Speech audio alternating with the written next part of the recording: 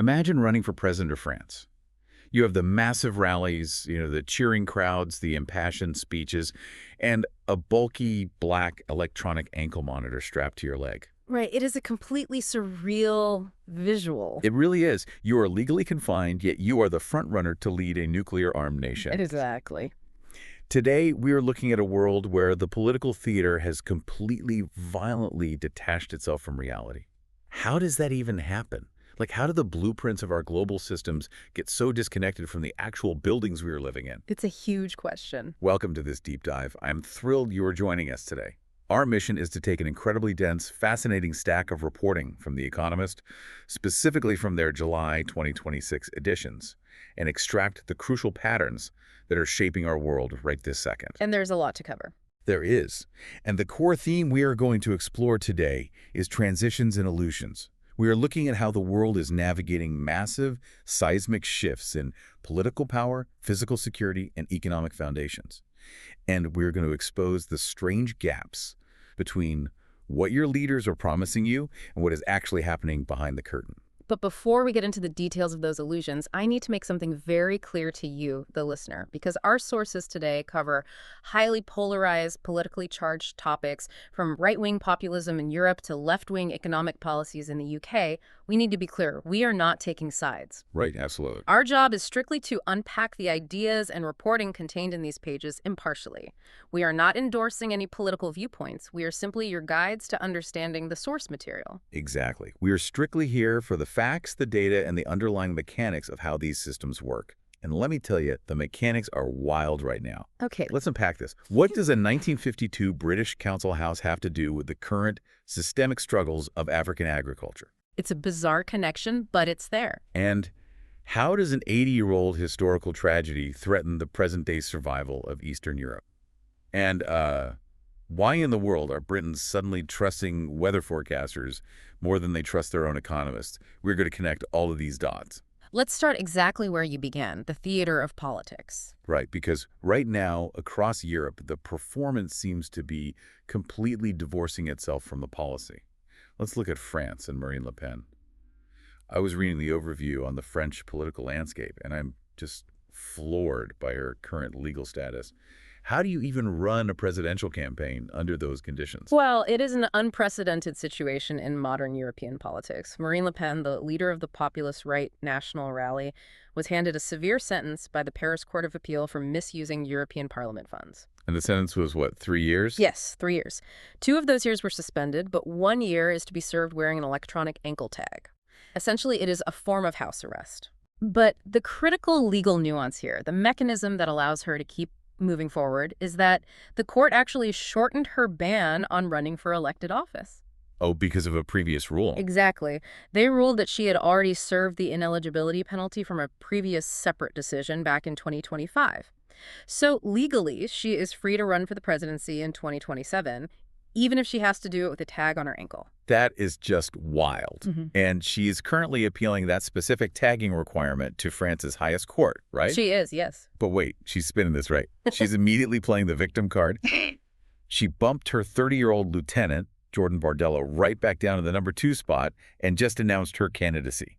I mean, is a candidate campaigning in an ankle bracelet the ultimate political flex in 2026? It's more than just spin. It is a structural campaign strategy. What's fascinating here is how she's actively leveraging the conviction itself as fuel.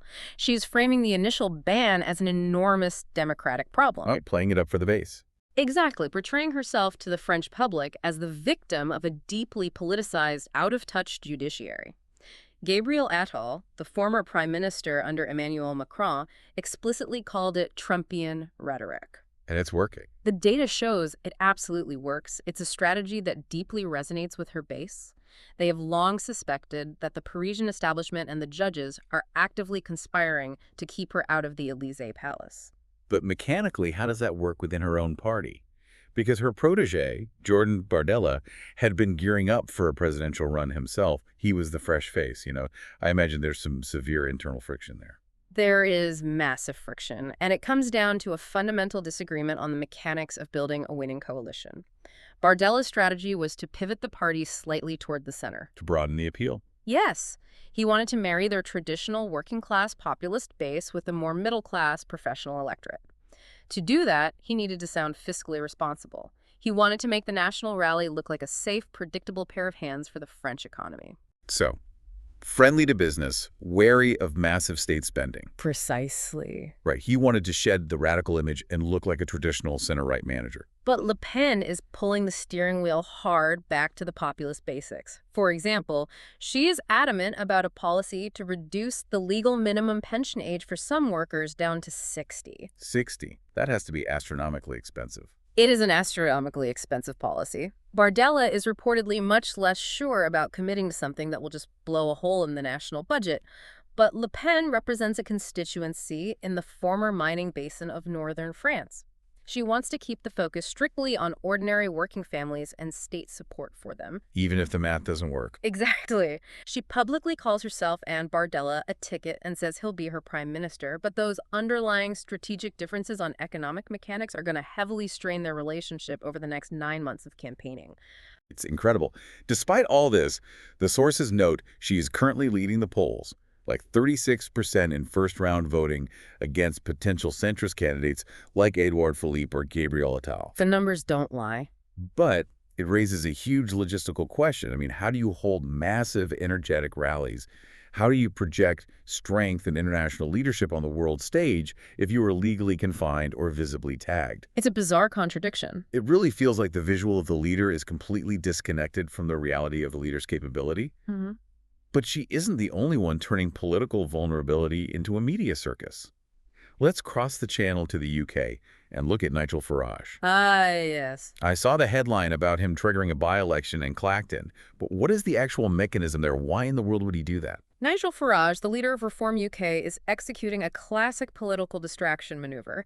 He literally resigned as the MP for Clacton on live television to trigger this by-election. Wait, on live TV? Yes. And the crucial context, the why, is that he did this while facing a serious investigation by Parliament's Standards Commissioner. Over the crypto thing, right? Exactly.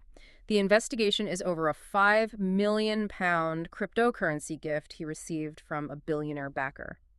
Farage is framing this sudden by-election as the people versus the establishment. So he's using a local election as like a washing machine for his national reputation. He's retreating to his safest possible constituency, hoping that if the voters of Clacton re-elect him, it essentially clears him of wrongdoing in the court of public opinion, regardless of what the parliamentary commissioner finds. That is exactly the mechanism. It is a highly engineered stunt. And if we connect this to the bigger picture, it reveals a massive structural vulnerability for Reform UK. How so? Well, Farage has built a highly successful decades-long career on insurgency. From his days disrupting the European Parliament to driving the Brexit referendum back in 2016, and his subsequent political returns in 2019 and 2024. He is an absolute master at giving the political establishment a bloody nose. And dominating a news cycle. Right. But insurgency is vastly different from the daily grinding mechanics of governance. I mean, you can throw rocks at the building all day, but eventually, if you want to be prime minister, you have to show the public that you actually know how the plumbing works. That's the perfect way to put it. And Reform UK is failing to show they understand the plumbing. They had set an artificial, highly publicized deadline of May 2026 to accept a wave of defectors from the Conservative Party. And how did that go? They got far fewer than they hoped. They did secure Robert Jenrick and Suella Braverman, who are now acting as their spokespeople for the Treasury and Education, respectively. But here is the shocking gap in their architecture. Okay. The party currently has no official spokespeople for defense, for foreign policy, for health, or for welfare. Wait, really? How can you possibly present yourself as a government in waiting to the British public when you don't even have a point person for the National Health Service or the Armed Forces? I mean, those are the largest, most complex systems in the country? You can't. And the polling reflects that the public is noticing this reality check. The share of Britons who say reform is ready to form the next government has dropped significantly. By how much? It fell from 29% in September 2025 down to 21% by June 2026. Farage's own personal favorability rating has slipped from 30% to 25%. Meanwhile, the Conservative leader, Kemi Badenoch, has surged to 31%. So he's losing ground. Yes. So Farage is retreating to his comfort zone. He is pouring pints in pubs for photo ops and dominating the news cycle with a by-election, where ironically, his main challenger is a satirical candidate wearing a trash can on his head named Count Binface. You cannot make this up. You really can't. It's significantly easier to play the ringmaster of a media circus than to sit down and write a comprehensive, mathematically sound policy platform. Speaking of writing policy platforms, if they don't have spokespeople to write their policies, who is actually writing their stuff? Or anyone's stuff, for that matter? Because the sources detail a massive scandal brewing in Westminster regarding artificial intelligence. That's quite the scandal. The sources mention that AI detectors are flagging major policy papers. How does that even work? Are politicians just having ChatGPT write their manifestos now? That appears to be exactly what is happening. There is a market-leading AI detection tool called Pangram. It operates with a 0.01% false positive rate. So it's incredibly accurate. Extremely accurate at identifying the statistical patterns of machine-generated text. And Pangram recently flagged a major paper written by Louise Hay, who is a very close advisor to the UK's Prime Minister-in-Waiting, Andy Burnham. Wow. It also flagged a massive 70-page manifesto called The Productive State, which was published by a labor group heavily linked to Burnham. What are the detectors actually looking for, though? Like, how do they know a human didn't write it? Well, the algorithms look for predictable structural crutches that large language models use. For instance, the overuse of tricolons. Tricolon. Yes, groups of three. Phrases like careful sequencing, clear communication, and sustained commitment. Humans use them occasionally for rhetorical flair, but AI uses them constantly because they are statistically balanced. The detectors also flag an unnatural obsession with contrasting statements. Like on the one hand, on the other hand. Exactly. While this is true, that is also a factor.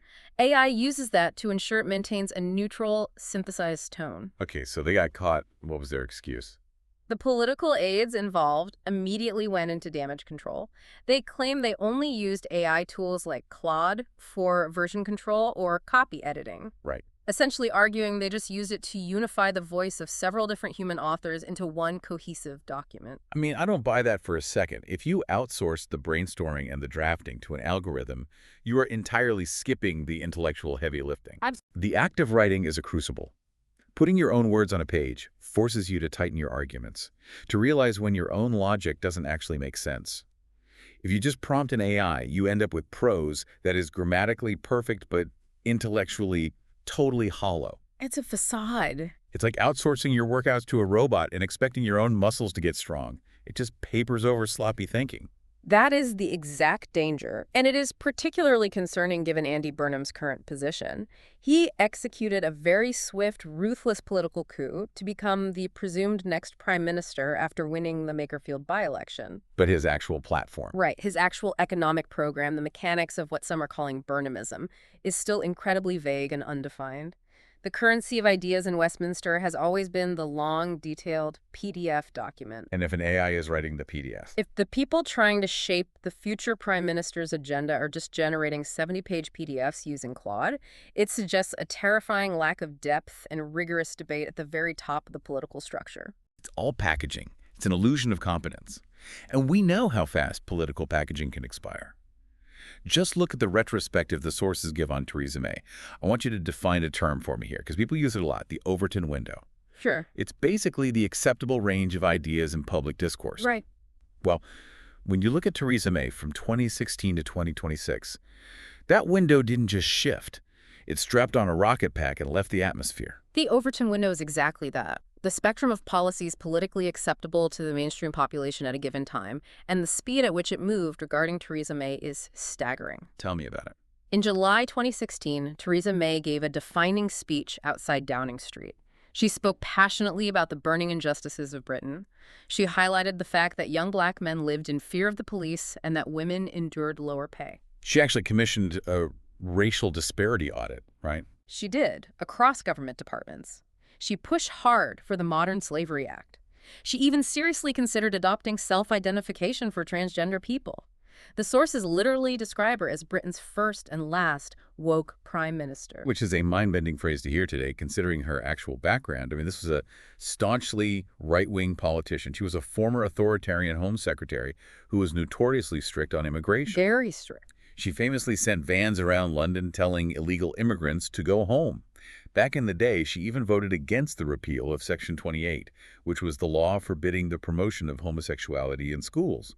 Yet in the specific cultural moment of 2016, she was pursuing policies that would be considered hard left by today's standards. It perfectly illustrates how politics is entirely downstream of culture. The comparison the sources make is to Richard Nixon in the United States. Okay, how so? Well, Nixon was a conservative who, reacting to the culture of the 1970s, enacted massive environmental reforms and affirmative action policies. May was reacting to the post-Brexit socially liberal consensus of 2016. But then, the culture shifted aggressively in the opposite direction. Just look at the police. In her time, she stood in front of the Police Federation and lectured them, essentially calling them out for systemic racism and misogyny. She walked off the stage to dead silence. Right. Fast forward to 2026.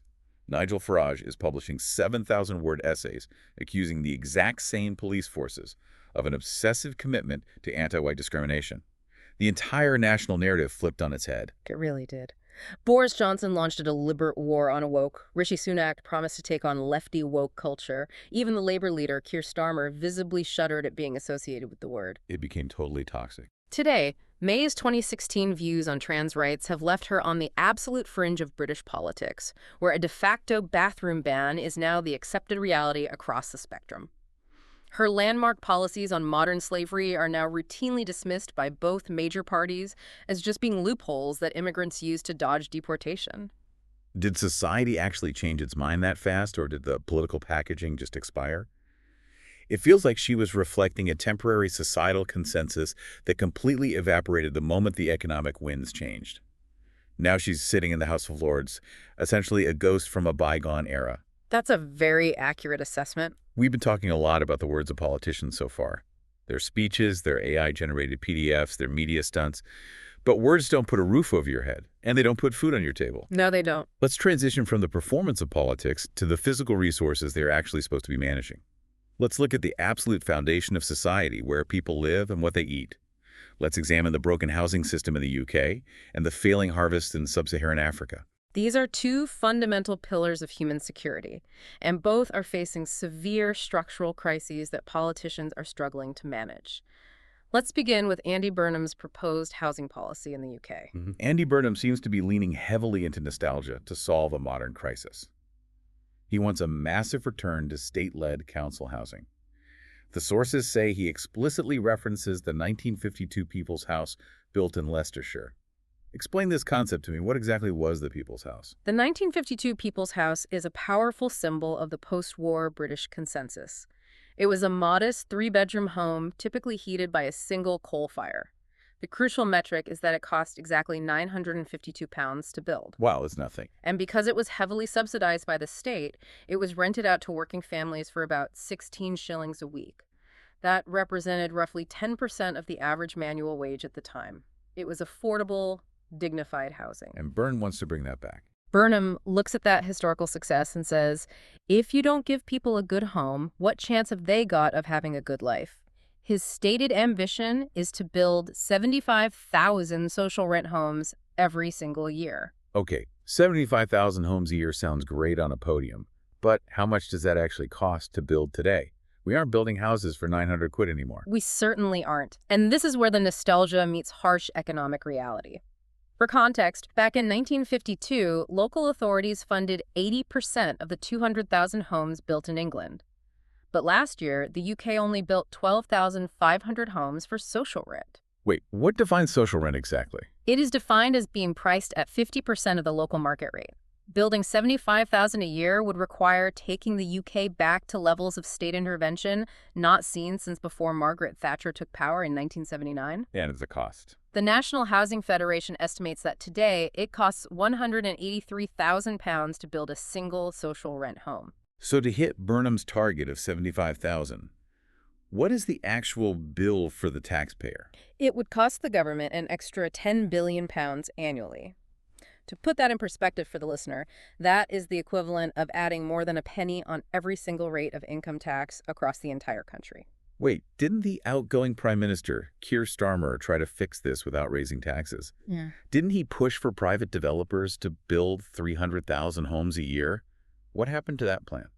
Starmer did try a private sector approach. He pushed for a presumption in favor of development, especially around railway stations and urban centers. But the structural mechanism of the UK planning system defeated him. Oh, so?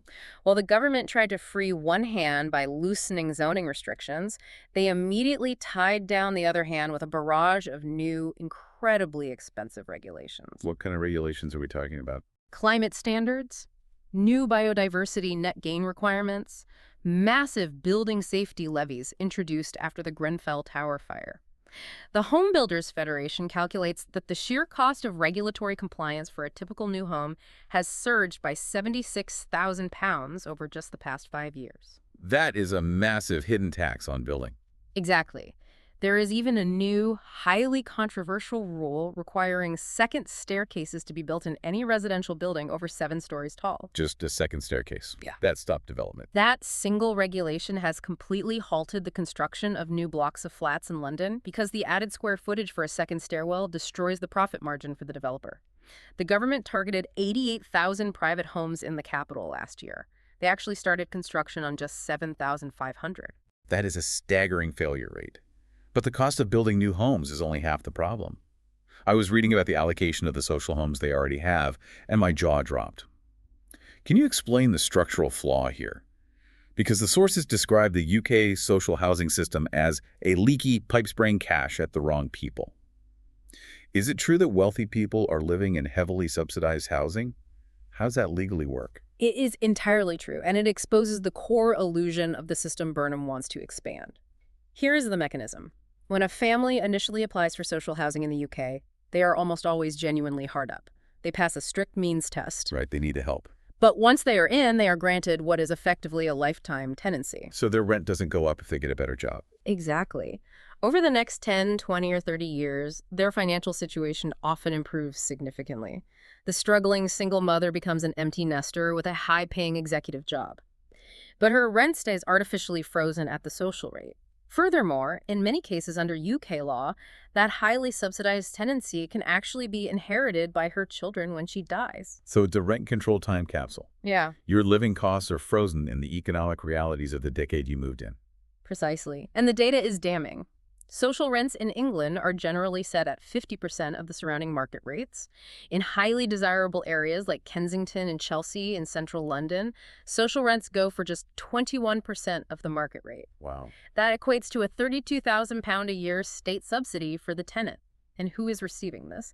The statistics show that 11% of all social homes in the UK are currently occupied by individuals who fall into the richest 40% of the country's earners. That is insane. Around 1.4 million social tenants don't even bother to claim housing-related welfare benefits because they know their incomes are far too high to pass the means test. It is literally like winning a lottery ticket that pays out in cheap rent, but the catch is you can never move. And that is exactly what happens, right? It acts as a massive anchor on economic mobility. People refuse to relocate across the country for a promotion or a better job because they will lose their heavily subsidized house. You hit the nail on the head. In London, the turnover rate for social housing is a microscopic 3% a year. Over half of the residents currently living in social housing don't even work, yet they are occupying prime, highly connected real estate in city centers. Well, the waiting list just grows. Right. The waiting list for those exact homes are over 1.3 million households long. The government is essentially subsidizing English social housing tenants by up to £20 billion a year in lost potential rental revenue. And while the state protects these wealthy social tenants, what happens to the people renting in the private market who actually need help? They are completely abandoned. The state provides incredibly stingy housing benefits for private renters, which often cover less than 5% of the actual properties available in their local area. You have private renters literally skipping meals to avoid eviction, while state-subsidized executives enjoy lifetime tenancies down the street. Did anyone ever try to fix this? Back in 2015, the conservative government actually tried to fix this. They tried to introduce a policy forcing high-earning social tenants to pay market rates, but they backed down after a furious political backlash from the tenants. So Burnham wants to pump £10 billion a year into a pipe he knows is leaking. It makes no sense. The solution isn't just building 75,000 more homes, it's fixing the allocation of the millions of homes the state already owns. The sources suggest Burnham should practice something called Manchesterism. What is that? Manchesterism refers to Burnham's own highly successful track record when he was the mayor of Greater Manchester. During his 9-year tenure there, housing supply increased by a staggering 61%. How did he do it there if he can't do it nationally? He did it by entirely ditching the heavy-handed, state-led model he is currently preaching. In Manchester, he let the private sector build pragmatically. He worked with developers, streamlined local planning, and embraced market dynamics. But now, as the PM-in-waiting on a national stage, he seems to be falling back on the comfortable political illusion that a 1950s state-led model will somehow solve a complex 2026 problem. So the UK has the resources, but they are misallocating them due to political nostalgia and broken regulations. But if we look globally, we see a very different kind of structural crisis.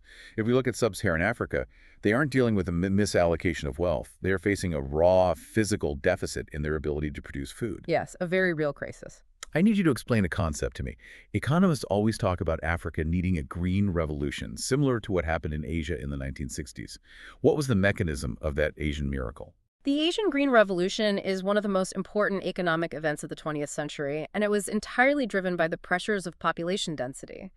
In places like India and China in the 1960s, populations were booming, but the amount of available farmland was strictly limited. Land became incredibly scarce. Right. This physical limitation forced farmers to innovate out of sheer desperation. They couldn't just plant more fields, so they had to get more out of the fields they had. They adopted new, high-yield varieties of rice and wheat. They intensely increased their use of chemical fertilizers and irrigation. They worked their tiny, small-holding plots incredibly hard to maximize the yield per hectare. And that created a surplus, right, which kick-started the broader economy. Exactly.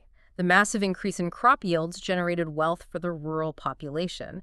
That new wealth spurred demand for manufactured goods, radios, bicycles, clothing. That demand created factories, which pulled excess workers off the farms and into the cities, driving the massive industrial and economic boom we associate with modern Asia. But Africa isn't following that script at all. Why? Because they have way more land. The sources say they're growing 5 times as many cereals as they did in the 1960s. They are growing more, but the mechanism is entirely different. They are growing more simply because they are plowing more land. They are expanding the footprint of agriculture, often cutting down forests to do so, but they are rapidly running out of space. So that's not sustainable. No, the amount of arable land available per person in sub-Saharan Africa has been plummeting as the population grows. What really matters for an economic revolution is not how much land you use, but a metric called total factor productivity, or TFP. Break down TFP for me. Explain it like I'm 5. Total factor productivity measures how efficiently you combine your inputs, like human labor, bags of fertilizer, and machinery, to produce your output, which is the actual crop. If your TFP is growing, it means you're getting smarter and more efficient. You are producing more corn with the exact same amount of sweat and fertilizer. Makes sense. But in sub-Saharan Africa, TFP is not growing. A major comprehensive study by Tufts University recently analyzed 55,000 household farms across 6 different African countries. They found that for small holdings, actual yields and TFP were dropping by 3 to 4% every single year. Yields are dropping 4% a year. Why? Is it just climate change? The sources mention the El Niño weather pattern threatening massive droughts in southern Africa. Are the rains just failing? Climate change is definitely a massive, undeniable headwind. The weather patterns have become incredibly erratic. Farmers literally do not know when to sow their seeds anymore because the historical rainy seasons are broken. One economic estimate suggests that African agricultural TFP is currently a third lower than it would be if the climate had simply remained stable since 1961. Wow, a full third. However, researchers believe there is another deeply structural reason for the drop in productivity that goes beyond the weather. The simple fact is, workers are spending significantly less time physically working in their fields. Why would they abandon their fields if yields are dropping? They need the food. Are they moving to the cities? So Africa is urbanizing without having secured its own food supply first. That is the exact structural vulnerability. In the Asian model, farmers had a captive local market. They had to intensify their work to feed the rapidly growing local populations. But African economies are developing in an era of intense global integration. Globalization. Right. As people move to cities like Lagos or Nairobi to take informal service jobs, often fueled by money flowing into the country from oil or mineral revenues, they create a massive urban demand for food.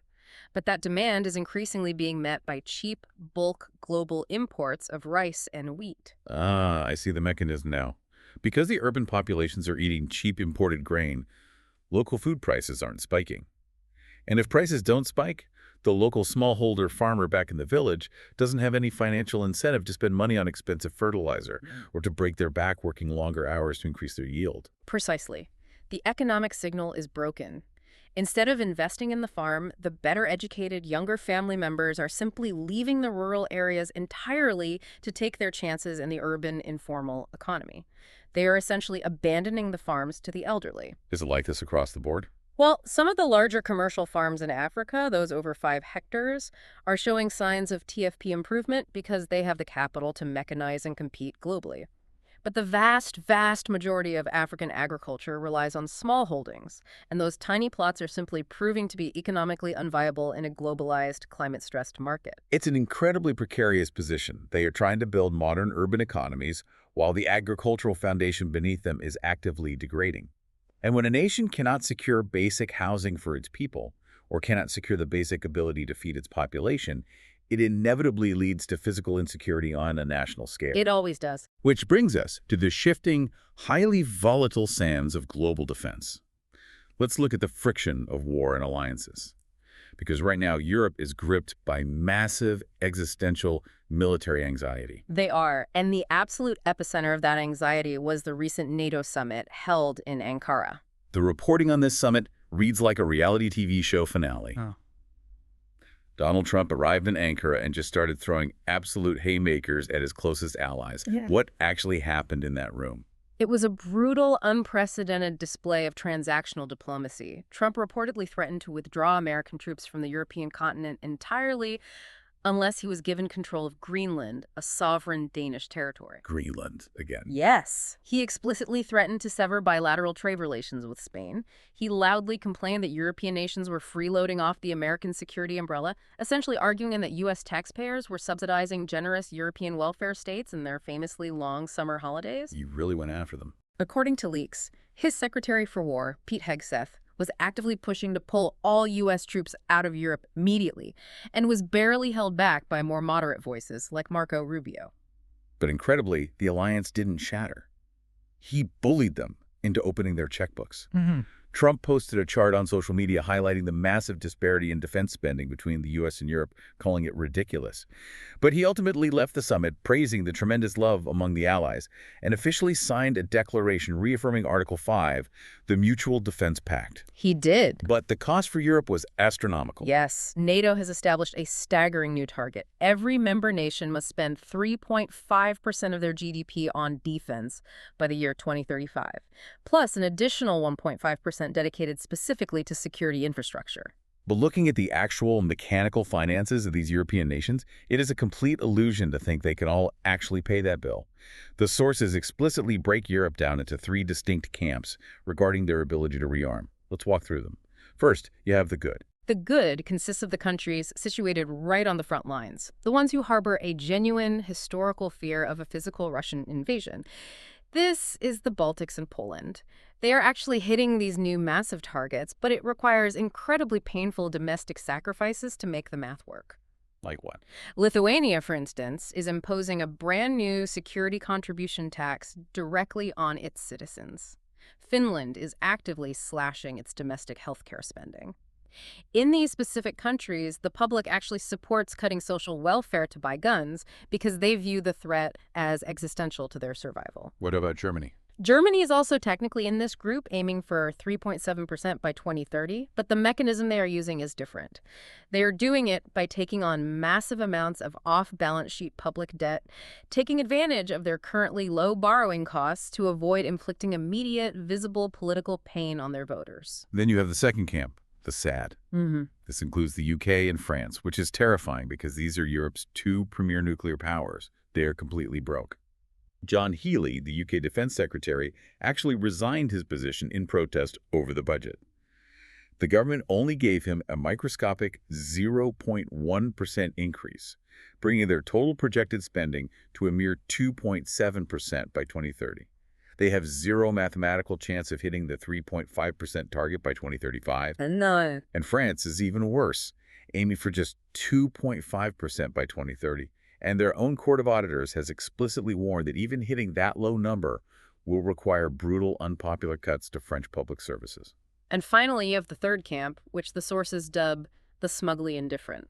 Spain somehow managed to negotiate a special exemption at the summit, permanently capping their defense spending at 2.1%. Portugal routinely makes grand promises at these summits, but takes zero legislative action to fund them. And then there is Italy. The sources mentioned Italy reached their 2% target last year through accounting chicanery. How exactly do you fake a national defense budget? What is the mechanism there? It's a sleight of hand. Italy reported a massive 39% increase in defense spending to NATO. But when independent auditors looked at the actual cash going to the military, it had only gone up by about 7%. So where did the rest come from? The Italian government achieved the higher number by creatively reclassifying civilian spending as defense spending. They took the costs of building dual-use infrastructure, like commercial highways or civilian ports that the military might hypothetically use in a crisis, and shifted those costs onto the NATO ledger. They even started classifying certain state pensions as military expenditures. It is a paper illusion that buys zero new tanks. And that perfectly highlights the procurement bottleneck in Europe. It is a mess of fragmentation. Europe is currently operating 12 different types of main battle tanks and 5 different types of howitzers. Meanwhile, the American military operates exactly one type of each, gaining massive economies of scale. It's incredibly inefficient. Germany just had to cancel a 10 billion euro shipbuilding program because the bureaucracy caused such massive delays and cost overruns that the ships were obsolete before they were built. Exactly. The European defense industry is highly fragmented along national lines, protecting local jobs rather than prioritizing efficiency. However, there are isolated pockets of intense, successful productivity. Look at the Hägglunds factory situated in northern Sweden, which is owned by BAE Systems. They are absolutely booming. What are they doing right? Like, how did they scale up? They benefited from a highly focused single-product demand signal. They manufacture the CV-90 infantry fighting vehicle, which the Ukrainian soldiers refer to as Scandinavian beasts. Scandinavian beasts. I love that. Because the Swedish government and allied nations provided massive long-term guaranteed contracts, Hägglunds was able to confidently invest in expanding their physical capacity sixfold. They streamlined their supply chains specifically for steel and optics. As a result, their revenue skyrocketed from $211 million in 2018 to over $2 billion a year today. But that Swedish factory is the exception, not the rule. The broader European rearmament is incredibly precarious. The sources point out a huge economic risk. If these European countries all wait until the 2035 deadline is looming to suddenly dump cash into the market, creating a hockey stick curve of spending, they won't actually get more weapons. No, there were. They will just end up in a massive bidding war against each other for the exact same limited supply of steel, microchips, and factory floor space, driving up inflation massively. And politically, they are walking a tightrope. You cannot rapidly militarize a society that is accustomed to generous social safety nets without severe backlash. Trade unions in Italy recently put 500,000 people on the streets of Rome, actively protesting any increases in defense spending under the explicit banner of welfare, not warfare. So Europe is incredibly stressed and fractured, trying to defend itself. But the cracks inside Russia seem to be running much, much deeper. The mood in Russia is darkening significantly. The war has finally come home. It has. For a long time, Vladimir Putin maintained a very specific, unspoken social contract with the Russian people. You stay completely out of politics, you don't protest, and the state will leave you alone to live your private lives in relative comfort. That contract is now entirely shattered. Because the geography of the war has changed. Ukrainian drones aren't just hitting border towns in Belgorod anymore. The sources detail how they struck Russia's largest oil refinery in Omsk. That is 2,500 kilometers away from the Ukrainian front line. How does a drone strike that far away actually affect the daily life of a guy living in Moscow? It affects them through the mechanism of cascading logistical failure. By systematically targeting the massive refineries deep inside Russia, Ukraine has crippled Russia's ability to process raw crude into usable fuel. So, gas shortages, severe petrol rationing across the country. Commercial truck drivers and everyday citizens are waiting in lines for hours just to buy a strict daily allowance of 20 liters. In major logistical hubs like Novorossiysk on the Black Sea, the local government had to ban retail petrol sales entirely, Only state officials and essential emergency services are allowed to get fuel. And when fuel prices spike, everything else spikes. The sources note that the price of basic potatoes went up 4.5% in a single month because it cost so much to transport them to the supermarkets. What's fascinating here is the measurable shift in public psychology. A Kremlin-affiliated pollster, the Public Opinion Foundation, recently reported a startling statistic. 55% of Russian respondents noticed their colleagues and relatives exhibiting high levels of anxiety, up from just 40% the previous year. That's a huge jump. The glaring gap between the Kremlin's upbeat, victorious propaganda on television and the grim reality of fuel shortages, inflation, and internet outages is breeding a seething, silent hatred among the populace. You have Putin going on state TV, reading monotonously from an auto cue, telling the public everything is operating steadily. But the people can look out their windows and see the truth. And the most terrifying truth for the average Russian man isn't the price of potatoes. It is the physical threat of mobilization. What is happening in places like Penza? Penza is a region southeast of Moscow, and it represents the new, brutal reality of Russian conscription. The state is no longer relying on patriotic recruitment ads. They are literally sweeping men off the streets. Just grabbing them. Yes. Men are being physically grabbed by authorities in public squares or outside factories, thrown into vans, taken to military assembly points, and aggressively coerced into signing army contracts. The local military commissar went on local news and claimed they were simply conducting routine checks for draft dodgers. But the local residents are terrified. Wives are reportedly locking our husbands inside their apartments and keeping the curtains drawn all day to hide them from the press gangs. And the dissent is finally leaking out into the open internet. I read about this former soldier who posted a mutinous video on Instagram. He didn't just complain about the food, he directly addressed Putin. It was incredibly bold. He said soldiers were being systematically tortured by their own commanders. He said they were being forced into suicidal frontal assaults, or zeroed out, which is their slang for being murdered by their own side, if they refused to hand over their combat pay to corrupt officers. He explicitly warned that if things didn't change, the army would eventually turn its weapons around and march on the Kremlin. The man was immediately tracked down and arrested, of course. But the critical metric is that the video racked up over 20 million views across Russia before the state's censors could take it down. The pressure inside the Russian domestic system is building dangerously toward a breaking point. So Russia is physically cracking under the pressure. But incredibly, tragically, the alliance standing against them is fracturing over ghosts from 80 years ago. This is one of the most frustrating details in the entire stack of reporting.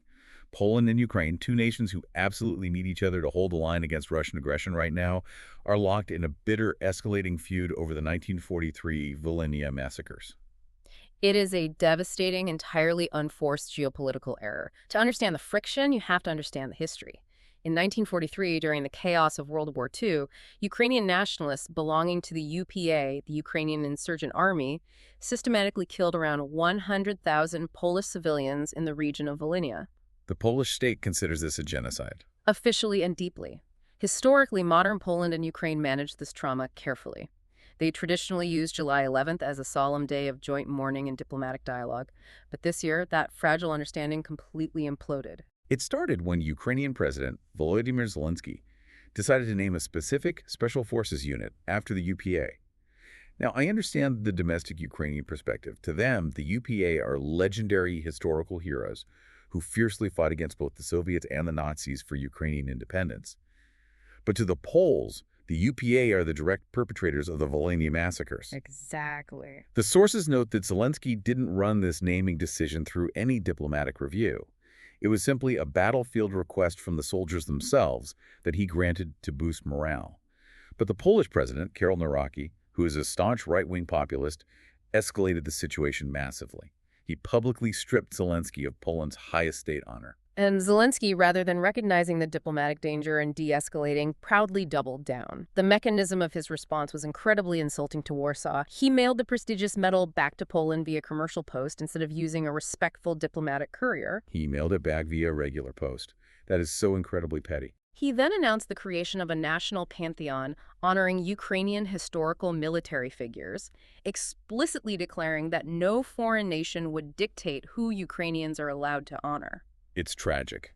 You have two nations currently holding the line against a massive existential threat, and they are perfectly willing to derail their own physical survival over an 80-year-old tragedy. Are politicians deliberately weaponizing history because fighting over the past is easier than solving the terrifying present? Undoubtedly. You have to look at the domestic political mechanics driving President Naraki. He is actively wooing hard-right nationalist voters ahead of crucial Polish parliamentary elections scheduled for next year. For a populist leader, a high-profile dispute defending national honor against a foreign slight is absolute political gold. It rallies the base. So forces everyone's hand. It is so effective that even the more moderate Polish Prime Minister, Donald Tusk, has been forced to play along and adopt a hardline stance just to avoid losing domestic support to Naraki's faction. But the real-world geopolitical consequences of this political theater are severe. They are catastrophic. Because of this historical dispute, Poland has officially reneged on a previous deal to provide Ukraine with critical MiG-29 fighter jets. Warsaw is now openly threatening to use its veto power to block Ukraine's accession to the European Union. They are threatening to withhold vital logistical aid that flows across the Polish border. A fracture between Poland and Ukraine is exactly what Vladimir Putin prays for every single night. It's an illusion of strength, projecting domestic power through historical grievance that actively undermines actual, present-day physical security. It's terrifying that European leaders will risk their own physical survival to score political points. It really is.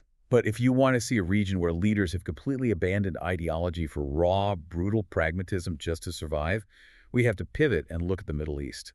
Let's look at the new architects designing power there. Let's start with Iran. Ayatollah Ali Khamenei is dead. This represents a monumental tectonic shift in Middle Eastern geopolitics. Khamenei led the Iranian clerical establishment with an iron grip for 37 years. The sources detail his funeral, and the sheer logistics are mind-boggling. It lasted 126 days. They took his coffin on a 2,600-kilometer tour across 5 major Iranian cities, and even carried it into neighboring Iraq. The state media claimed it was the largest state funeral in recorded human history. Which is quite the claim. But the sources point out something fascinating. It wasn't actually a solemn religious event. When the Republic's founder, Ayatollah Khomeini, died in 1989, it was a massive outpouring of religious grief. But Khamenei's funeral was structured entirely differently. It was a victory parade. It was a blatant display of state capture by the military, specifically the IRGC, the Islamic Revolutionary Guard Corps. How did they pull that off? The visual mechanics of the funeral broadcast were incredibly telling. The staging was highly deliberate.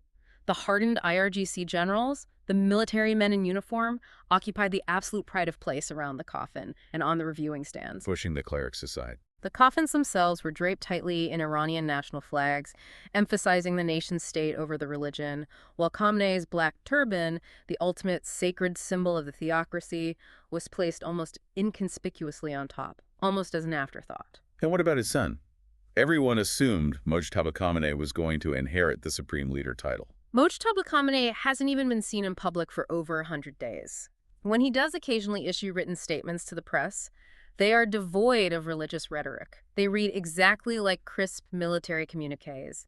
The traditional, powerful clerics from Qom, the ones who previously challenged the military's growing influence over the economy, were entirely visibly absent from the main funeral proceedings. So if I'm understanding the mechanism here, Iran has essentially transitioned overnight from a religious theocracy into an ultra-nationalist military dictatorship run by the generals. And those generals immediately decided to flex their muscles to prove they were in charge. The sources say during the 126-day mourning period, the IRGC deliberately launched drone attacks on 3 commercial oil tankers navigating the Strait of Hormuz. It was a calculated test of the new American administration, and it immediately provoked Donald Trump. In retaliation for the tanker strikes, Trump abruptly revoked vital sanctions waivers on Iranian oil exports and ordered dozens of precision military strikes on IRGC coastal installations in southern Iran over 2 nights in July. And how did Iran react? The Iranian generals responded by launching asymmetric attacks against American allies in Bahrain and Kuwait. The global markets panicked, and oil prices immediately spiked to $80 a barrel. Trump was furious. At the NATO summit, he publicly called the new Iranian military rulers scum and stated that dealing with them diplomatically is a total waste of time.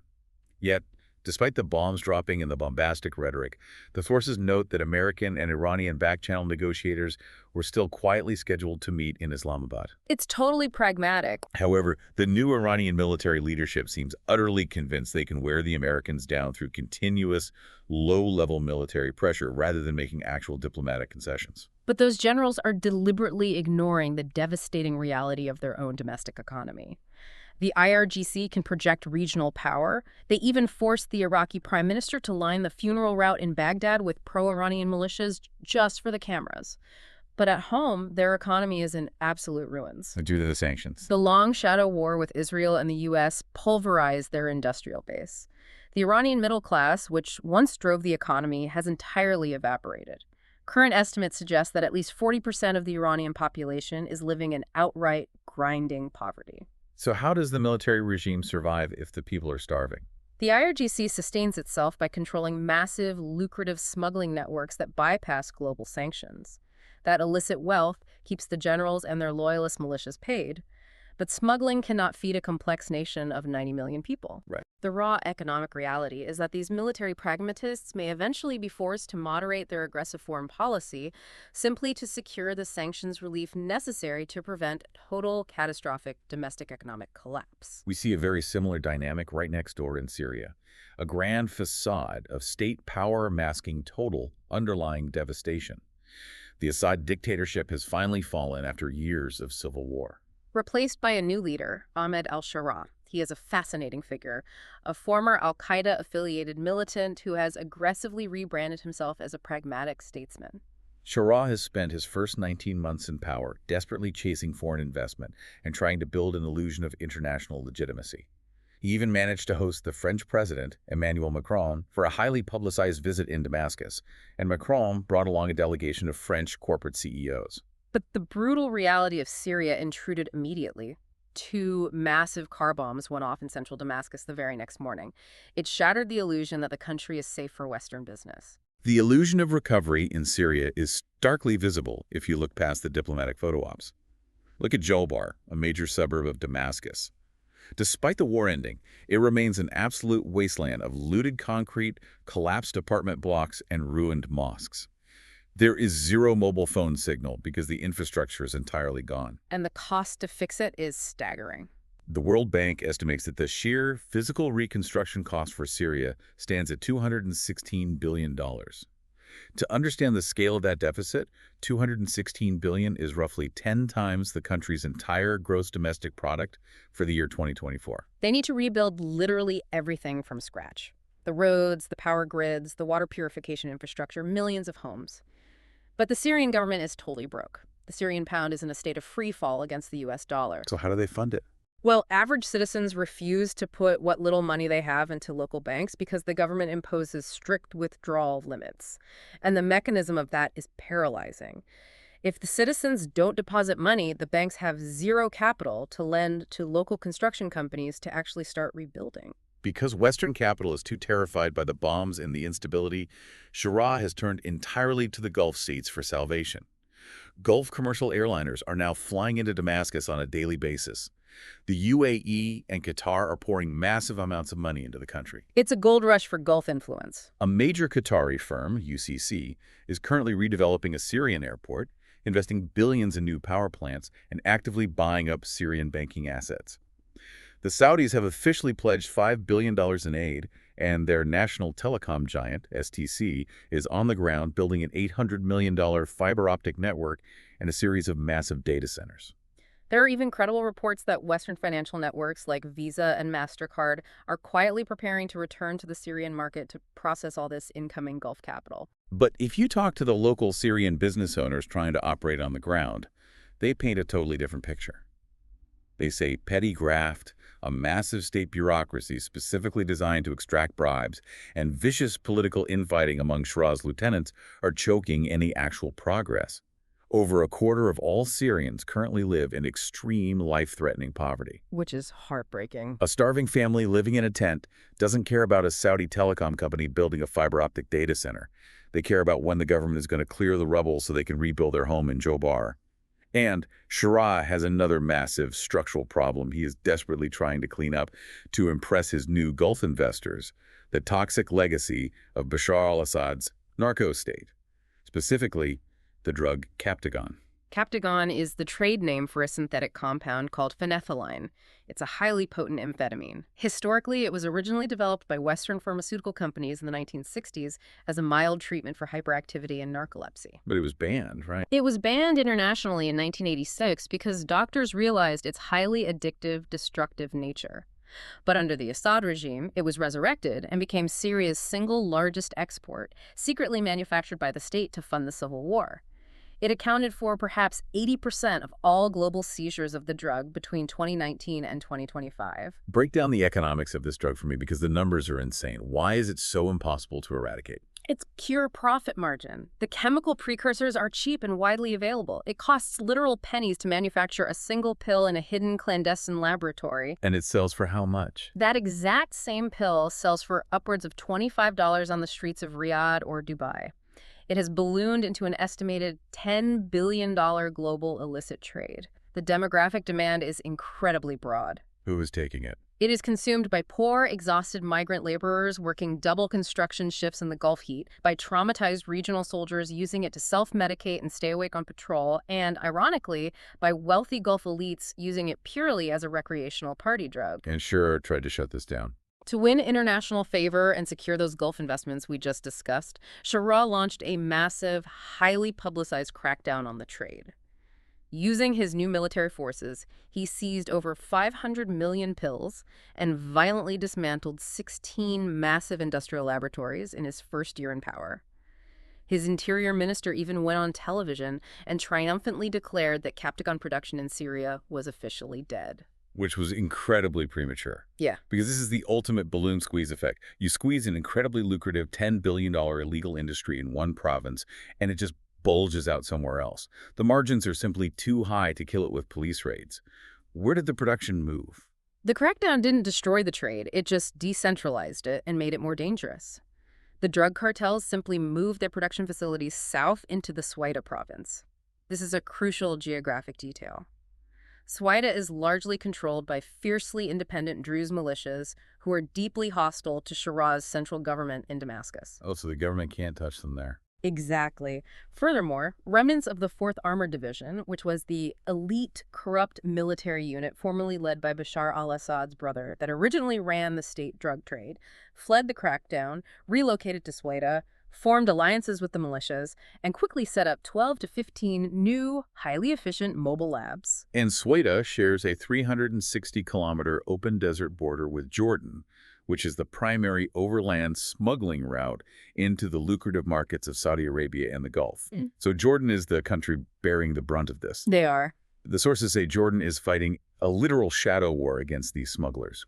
They set up a joint security committee with the Syrian government, but when that failed to stop the flow, the Jordanian Air Force actually launched sovereign airstrikes against suspected drug production facilities inside Syrian territory in Sweida this past May. And the smugglers, fueled by those massive profit margins, simply adapt to the military pressure. The technological escalation is fascinating. Because the Jordanians fortified the ground border with troops and sensors, the cartels are now utilizing cheap technology to bypass them. What are they doing? They are currently using GPS-guided meteorological balloons. Balloons? Yes. They load the balloons with thousands of Captagon pills, program the GPS coordinates to catch the prevailing desert winds, and simply float them over the border walls into Jordan, forcing Jordanian border troops to literally shoot balloons out of the sky with rifles. GPS-guided drug balloons floating across the desert. It sounds like a surreal movie script, but it is the grim reality of an economy where illicit drugs are the only reliable source of hard currency. And the production footprint is spreading far beyond Syria's borders entirely. Hezbollah, the massive Iran-backed militia operating in Lebanon, has seized the opportunity and revived its own historical Captagon operations in the Bekaa Valley and Baalbek. They started doing this back in 2006, right? Yes, as a desperate measure to fund themselves after a devastating war with Israel. Now, a full quarter of all the Captagon intercepted by Syrian authorities is actually coming into Syria across the border from Lebanon. But it goes further. International authorities have recently discovered functioning Captagon labs in Kuwait, in Egypt, in Sudan, specifically operating in territory held by the rebel Rapid Support Forces to fund their own civil war, and even in Yemen, controlled by the Houthi movement. Indian customs authorities recently busted a major production and smuggling network operating there, which marks a terrifying first expansion of the trade into South Asia. But the absolute saddest part of the Captagon story is the tragic, unintended consequence of Shiraz supply disruptions. Because the Syrian crackdowns and the Jordanian airstrikes are making the pills harder to smuggle, the street price of Captagon in the Middle East is skyrocketing. And that leads to substitution. Exactly. Because the original drug is becoming unaffordable, desperate, addicted users across the region are rapidly switching to crystal meth as a cheaper substitute. And crystal meth is infinitely more destructive to the human body, to families, and to society at large. It perfectly highlights the sheer systemic difficulty of eradicating an entrenched illicit economy through military force alone, especially when the underlying economic desperation and the massive market demand remain completely unaddressed. We have covered an incredible amount of ground today. We've looked at the performance of politicians in Europe, masking their lack of policy. We've looked at the physical, mechanical realities of broken housing systems and failing agriculture. We've analyzed the deep friction of global military alliances, the massive domestic pressures inside Russia, and the brutal, drug-fueled pragmatism rebuilding the Middle East. It's a lot to process. But all of these complex systems rely on one fundamental thing to function: the public's understanding of reality. This brings us to a final, crucial question. In a world this chaotic, where politicians use AI to write their thoughts, where military dictators wear civilian suits, where nations fight over 80-year-old ghosts, how do everyday people actually know what is real? Who do they trust for their information? Let's look at public trust in Britain and Europe, because there is a fascinating, almost bizarre divergence happening right now. Let's start with the weather. It is a very telling, highly specific statistic that reveals a lot about modern psychology. In Britain, a recent comprehensive YouGov poll asked citizens which professions they inherently trusted to tell the truth. And the results. The results were stark. 62% of the British public explicitly trust weather forecasters. To put that high number in perspective, public trust in professional economists sits at a mere 37%, and trust in elected politicians is at a miserable, absolute rock-bottom 4%. 4%. What is particularly interesting is the trend line. Back in 2017, trust in forecasters was only hovering around 50%, so it has climbed significantly over the past decade, while trust in almost every other institution has collapsed. It's the weather forecaster renaissance. But why? Why are meteorologists suddenly the ultimate bastion of truth in society? Well, part of it is purely technological. Liam Dutton, a prominent forecaster from Channel 4 News, explained the mechanics of how forecasting has evolved. He noted that just a decade ago, their computer models divided the map of the country into a 12-kilometer grid. Right. They could only predict weather in those large 12-kilometer blocks. Today, thanks to massive increases in supercomputing power, they use a highly granular 2-kilometer grid. A forecast projecting 4 days out into the future is now just as mathematically accurate as a one-day forecast was back in the 1990s. The precision builds trust. But there is also a fascinating demographic shift occurring. The under-25s, the generation that grew up in an era where the weather app on their phone was almost flawlessly reliable, trust the forecasts the most. And older generations. Older generations are more skeptical because they still harbor vivid cultural memories of the infamous 1987 Great Storm. That was when BBC forecaster Michael Fish famously went on national television, confidently laughed off a viewer's concerned phone call about a potential hurricane, and then hours later, the worst storm in centuries utterly devastated the south of England. The older generation remembers the failure, the younger generation only knows the precision. But the real driver of this newfound trust is, ironically and tragically, the worsening global climate. Climate change is actively generating extreme, highly visceral weather shocks. Prolonged, dangerous heat waves, sudden localized torrential downpours that cause flash flooding. It's very visible. When the stakes are literally life and death for a community and the forecaster accurately predicts a red alert heat wave 3 days in advance, that builds massive, undeniable public trust. The UK Met Office started officially naming storms in 2015, like Storm Dave this past April, which provided a psychological hook that helped engage the public. They introduced stark, color-coded heat warnings. It creates a clear communication channel. The mechanism of trust is simple. When the terrifying reality outside your physical window matches exactly what the person on the television screen told you would happen, your trust in that person solidifies permanently. That is a crucial insight. But we have to look at the other side of the coin. While public trust in the highly localized, scientifically verifiable reality of the weather is rising, trust in the broad, shared cultural reality provided by public service broadcasters is completely collapsing. The slow, painful death of the PSBs. The BBC in Britain, RAI in Italy, ZDF in Germany. Think about your own media habits for a second. Think about the last time there was a massive national crisis, a terror attack, a sudden election, a pandemic.